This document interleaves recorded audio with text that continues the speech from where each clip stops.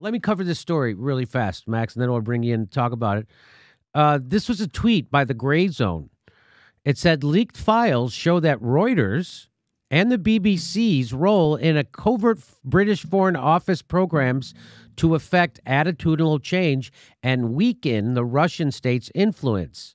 So there were some leaked files show that Reuters and the BBC's role working with so the news people are working with the government doing like covert ops.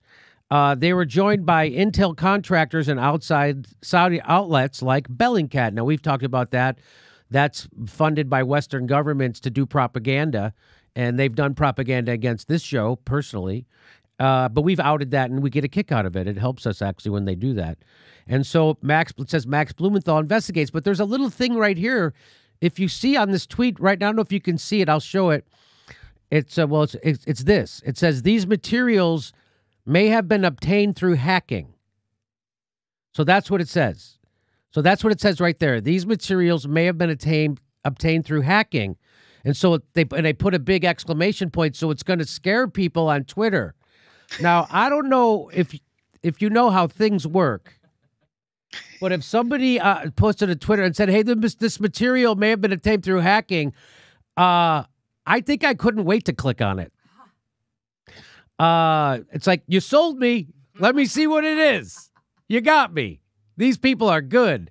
So guess what they're doing? So Max Blumenthal tweeted out Twitter's introduction of warning labels to specifically apply to my factual reporting on covert UK info ops builds off the policy it introduced in October to block links to a New York Post story on Hunter Biden's corruption, which was also based in fact.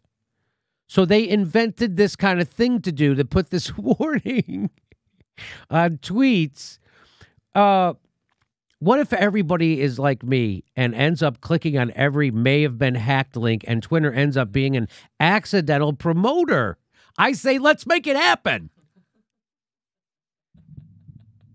All right. So this is what they're now listen to this.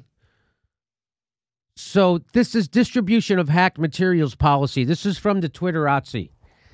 They say the use of hacks and hacking to exfiltrate information from private computer systems can be used to manipulate the public conversation. You mean journalism? And it makes all of us less secure online.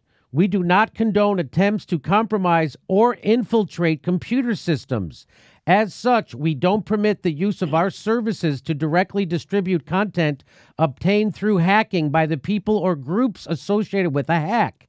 In addition, we may label tweets containing or linking to hacked materials to help people understand the authenticity or source of these materials and provide additional context. Other portions of the Twitter rules may apply. For example, here are some of the other Twitter rules. This is how they define a hack. A hack is an intrusion or access of a computer, network, or electronic device that was unauthorized or exceeded authorized access. Behaviors associated with the production of materials which would count as a hack under this policy include unauthorized access or interpretation or interception or access that exceeds authorization, for example, from an insider. Well, that's not a hack. That's a leak then. So now that seems like what this is saying is that if you get stuff, so like stuff that, say, Chelsea Manning got, that would be considered a leak, but they would say it's a hack. That's what they're saying. So unauthorized access to interception or access that exceeds authorization. For example, from an insider, like, I don't know, the Pentagon Papers, stuff like that. To, the thing that we all just got done celebrating with a movie that was Tom Hanks and Meryl Streep was in, that thing, they're saying that that's no longer allowed, that they're considering that bad behavior. You're not a good boy, and you'll get a flag on Twitter. If you tweeted out the Pentagon Papers, you would get a flag because that's hacked material, according to them. Disclosing materials accessed legitimately outside of approved systems of networks, that also is against their rules. This is kind of amazing. It's like, so they don't like whistleblowers.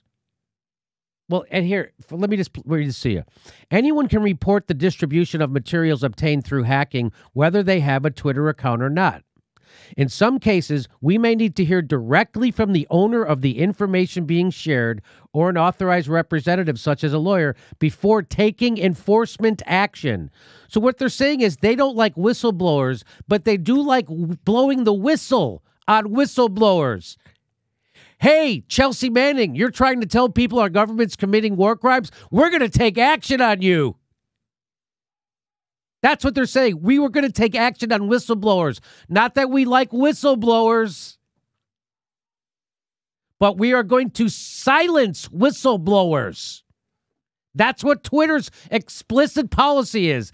And the reason why that is because nobody at Twitter knows what the fuck they're doing.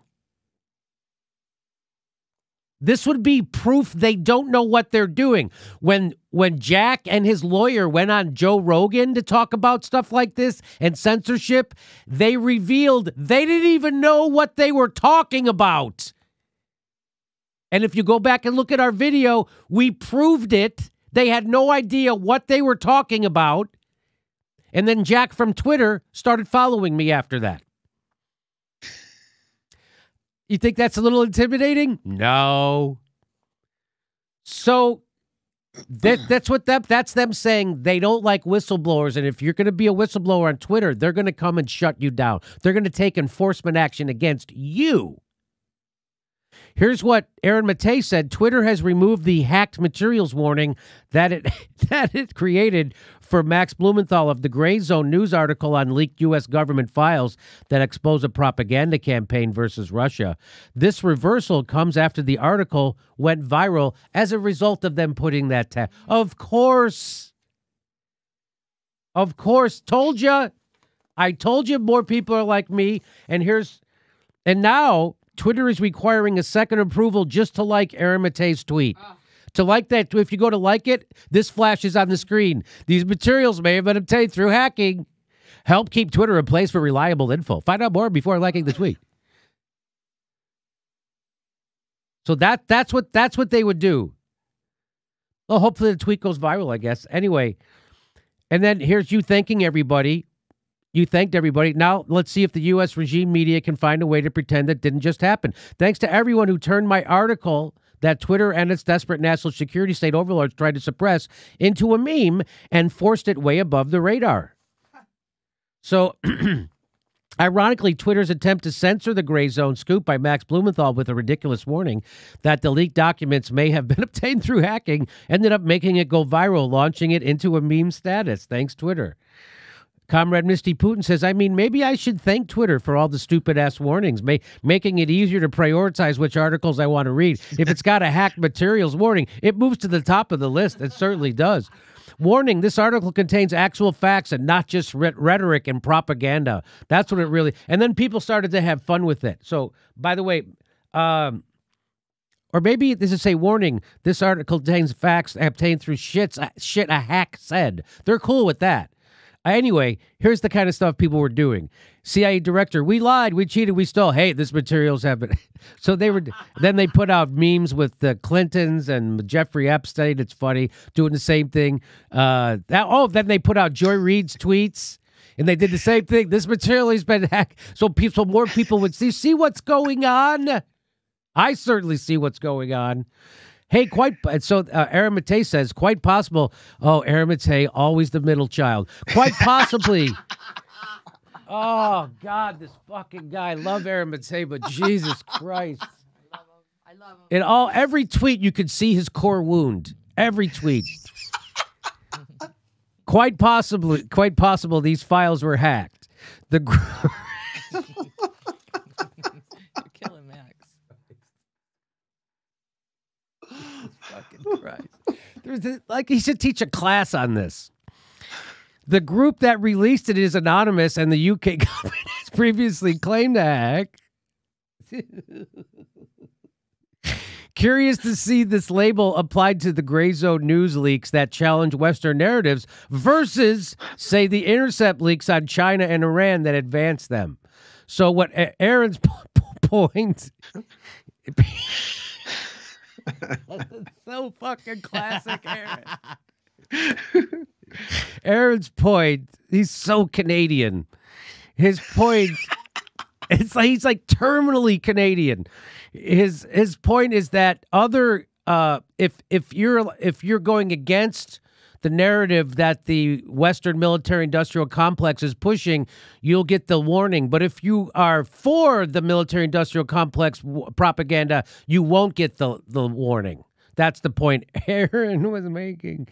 Reuters, BBC, and Bellingcat participated in covert UK Foreign Office funded programs to weaken Russia leaks documents. So here's the actual. So let's bring in Max Blumenthal. So that's Twitter. That's great. Trying to censor and then it blowing up right in their fucking faces, which is just wonderful. It's just wonderful. And so let's bring in Max Blue. We're happy to have back to the show editor for the investigative journalism website, The Gray Zone. He is co-host of the podcast Moderate Rebels and author of the book, The Management of Savagery. He's becoming something of a regular on the show. Welcome, Max Blumenthal. Hey, Max. Good to see you again. So it's good to see you. So you want to say anything about the Twitter censorship that I left out, or you want to say? Well, there's a lot to say, but one thing that I think I've never seen before on Twitter was that for many people, I mean, countless people, if they tried to like one of the tweets after going through like this second step verification and like the cyber equivalent of airport security, their browser would crash. And so many people were telling me our browser is crashing every time I try to like this.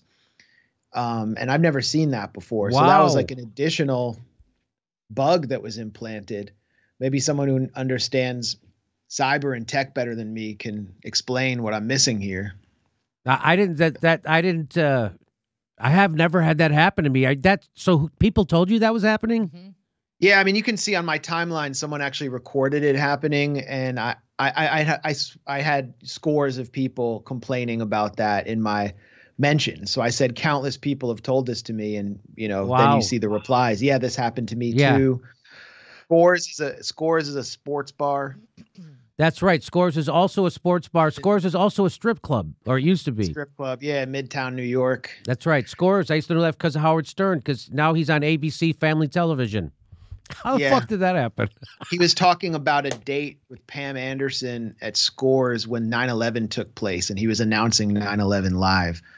That's how I know that. No. Anyway, back to the story. They apparently created this label just for me, which enticed people to read the article more. And then you see the memes. The memes really started with gamers on Twitter. And I couldn't even understand half the memes. There was like, memes of Alvin and the Chipmunks having sex, SpongeBob smoking weed, just anything anyone could think of to go with the warning label.